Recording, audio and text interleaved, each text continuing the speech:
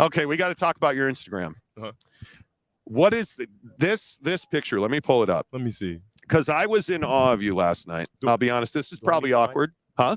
Yeah, you're on. I need the mic. Yeah, absolutely. Okay. You need the mic. Let's see. Where are you? There you are. Explain to me the awesomeness of that picture on top right there. That's it. You want to show the camera? Yeah. Oh yeah, absolutely. Let's go. Where is it? Right there? Yes, there you are. Jake, get in on that. So this picture, Jake described this as cold. There it is right there. He described this as a cold picture because what you won't see on TV, and let me see if I can get it on this one, but what you won't see on TV, what you won't see is the look on your face in this picture is unbelievable. No, I'm like Tarzan. Yeah, dude, like that's unbelievable. What is going through your mind in that moment? Like, walk me through that. It was the experience of being there. I grew up watching those games, and I grew up dreaming and thinking about that hat. So having the opportunity for the seniors, that was their last rivalry game ever. And winning that, it meant something special, and it meant something more than me. And then also just stepping in that crowd, a crowd once I used to be a part of, but now I'm playing, and just feeling their energy. It was amazing, and it made me feel like Tarzan up there. Do you feel like you get the respect you deserve? Because I think watching your tape and watching you perform, you're around the football a lot. You make plays. I think the two worst words, if I'm you, honorable mention, should motivate you. That would really bother me from last year. Yeah. Well, growing up, I always had a chip on my shoulder. I've been counted out several times. At the end of the day, that's not my control. Everybody has their opinions and stuff like that. But what is in my control is my work ethic and how I go about my business. So at the end of the day, I'll be ready come September. And my guys trust me, and my coaches trust me, and I'm happy they put me in the position to even be here today speaking with you guys. Yeah, and I think one of the things that's very clear is we were just talking about our listeners today. We're saying that you guys get too much run, and Texas is expectations every year, and I say playmakers create expectations. You guys on defense last year did not meet your minimum bar. I've heard that all offseason. What are you doing right now to make sure that Texas on defense is ready to rock and roll? Getting extra work in, and make sure in every position groups just get extra film. It's all about film. Before the play, you want to know. So like I studied all those screens that were broken. It just wasn't because I was being aggressive. Yeah, I was being aggressive, but I knew it was happening before it even happened. And just like Ford. Dude, wait a minute. What is that? What is that like? You've put in the work.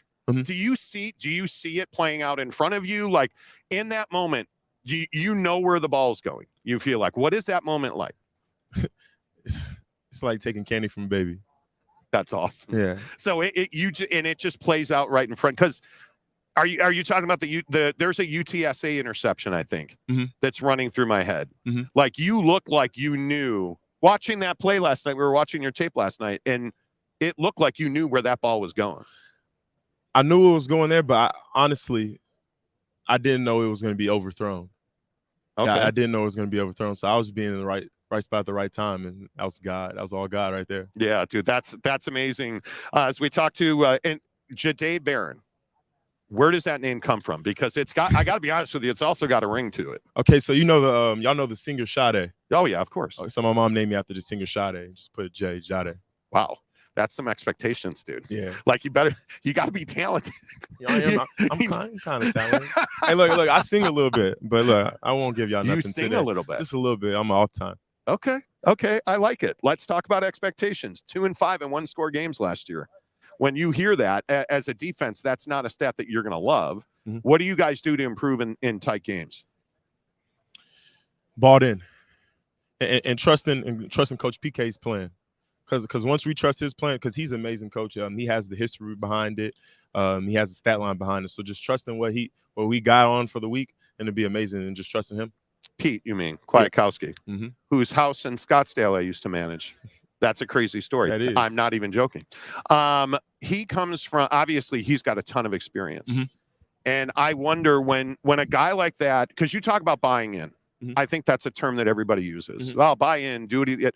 What does that mean, buy-in? What does that look like when you say, hey, Coach PK tells me, and is it just a matter of letting go and just doing it? Mm-hmm.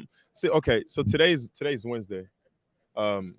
So with us, Sark, he created this thing for us. It's called Culture Wednesday. So 5 of us were obviously missing it, but today we have Culture Wednesday, and we come together and we connect, and we tell each other deep things. So before we even connect on the field, we're connecting off the field, and it's way deeper. We get deep into life. So once we do that, that's how we create a bond and just a family and just trusting one another. Because this is more than a football. This is a brotherhood. So once we can trust somebody off the field, then it's a no-brainer to trust somebody on the field, and then that has to do with complete trust in the coaches and things like that. Wow, that's awesome. Before I let you go, because I know you guys got to run. Talk about your depth, because you have 15 starters back. Mm-hmm. You have an offense that just looks unbelievable. Amazing. Great. Good luck in practice. But it's only going to make us better.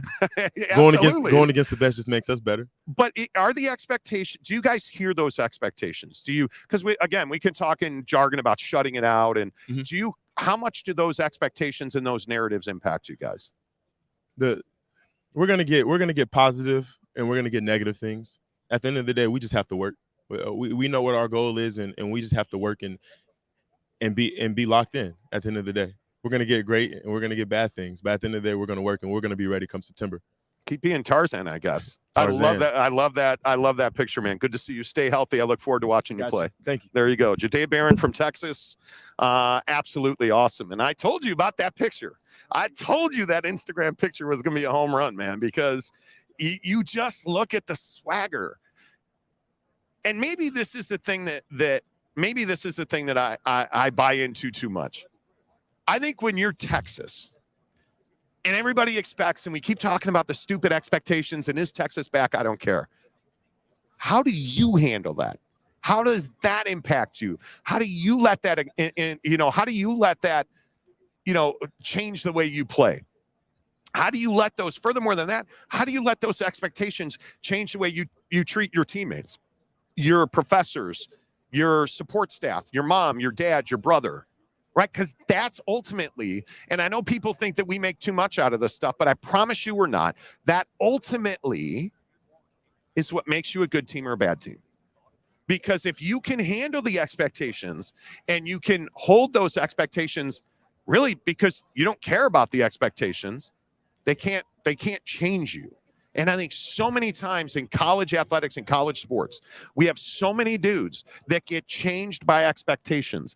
And I think that's the real struggle, at least in my opinion. I don't know what you guys think. I would love to get your comments on it. Live at Big 12 Media Day in Dallas. Thanks to our friends at BladeHQ.com, as well as Big O Tires and American Fork. You guys, our guy Ryan at Big O Tires and American Fork supports this show really well.